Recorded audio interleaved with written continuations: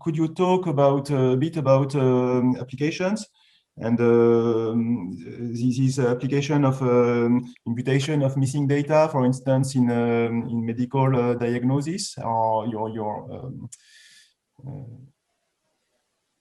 I'm wondering, for instance, I know that there are some modern data often are recorded on graphs or images, and how can you deal with that? It's a specific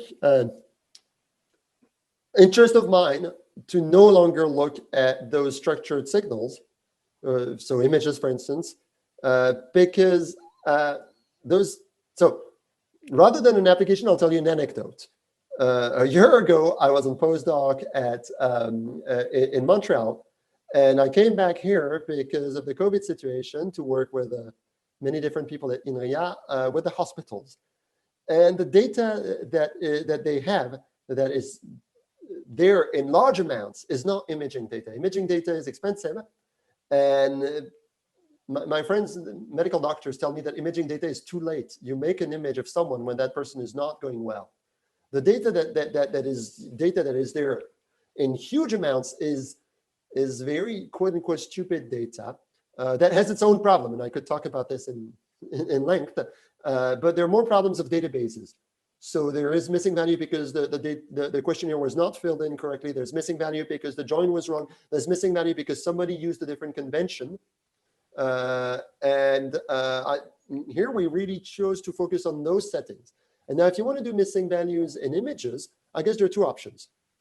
Either you have a few voxels or a few pixels that are missing in your image, in which case you should really be using the image literature, and you should be using the structure of the image, local filters to do what's rather known as in painting, or you have the full image that's missing. But if you have the full image that's missing, what you're going to give to your bigger procedure is not the full image. It's going to be a descriptor that's extracted from the full image, in which case we're back to the settings that I've described here.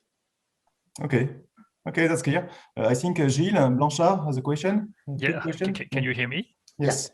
Yes, thank you a lot for the very interesting talk. So I try to ask my question quickly. So basically, the message I get is from this summary slide and from your talk is that if you have a non-missing at random mechanism, basically exactly you have 2 to the power d submodels. So in principle, you would have to theoretically to learn each of these separately corresponding to a missing pattern, potentially completely different from each other, but somehow in practice, you hope that if you have close missing patterns, maybe there are communalities between these different models. So my question is, have you compared to any approach based on something like multitask learning or transfer learning, where here you have like each pattern is a task or is a, if you wish, and you have a very natural way of, which is the Hamming distance between missing patterns to have a closeness relationship between these tasks? I think that's a very good question. I think implicitly what we're doing at the end does this, not specifically the way you said it, but implicitly it can be seen as a multitask setting.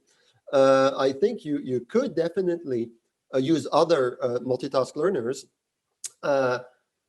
What we think is that there are many, but not all, situations that are well approximated by the setting that we describe, which is the simple assumptions, and in those settings, then we do hope that our procedure will be optimal.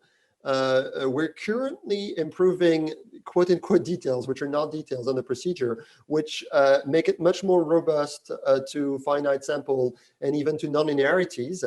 And with those improvements, we hope to go in a fairly intensive benchmarking on real data to test when we're no longer in our toy settings. But our assumption is that our toy settings are good local approximations of real settings.